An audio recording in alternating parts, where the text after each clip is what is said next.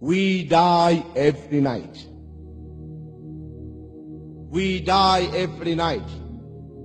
Our souls, they go to Allah every night.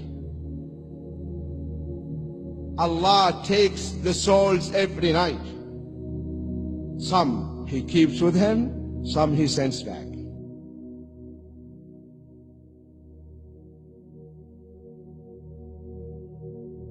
Reality of the human being, consciousness, your soul.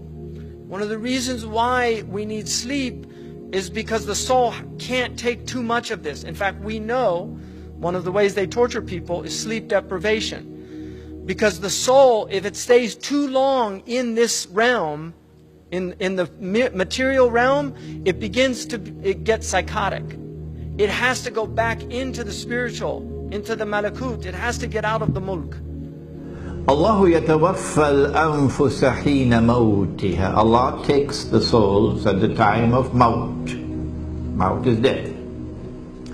وَالَّتِي لَمْ تَمُتْ فِي مَنَامِهَا. And those whose souls are not taken while they are awake, Allah takes their souls when they are asleep.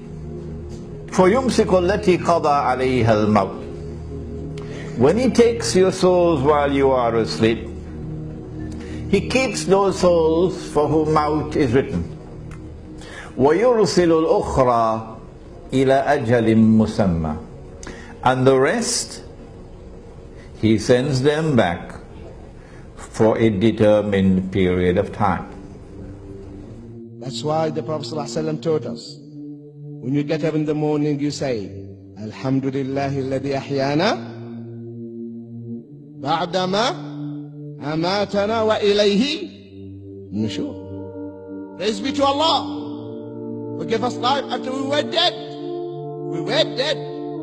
The souls were with Allah. My own uncle was sleeping next to his wife, rahimahullah. His wife in the morning, waking him up for the Fajr. Dead. Dead. The soul didn't come back. So the body has certain rights. Inna li jasadika alayka haqqa. Your body has a right over you. And the right of the body is that we eat, we fuel it properly, we exercise it properly, we give it enough sleep that it needs. Abu Hamid al-Ghazali says the maximum amount of sleep that you should give your body, the maximum amount is 8 hours. That's the maximum. You should never go more than 8 hours. And it actually becomes negative sleep. Now, just to talk a little bit about sleep, because sleep is nourishment. It is literally food for the ruh.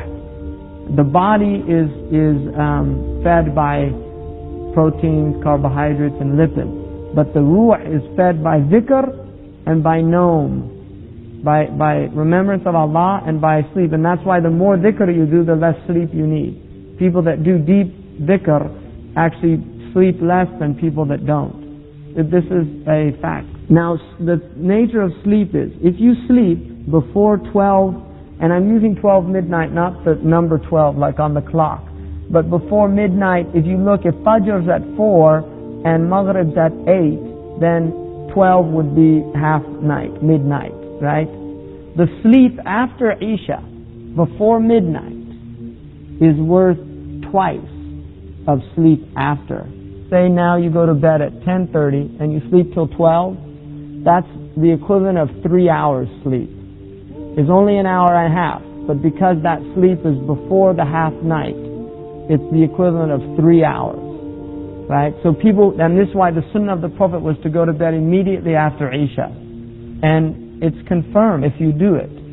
So now the other thing is, if you sleep after Fajr, before Shuruq, it's negative sleep. So if you sleep an hour, it's as if you were deprived of 2 hours of sleep. Alright, you won't get rest from it. It's negative sleep.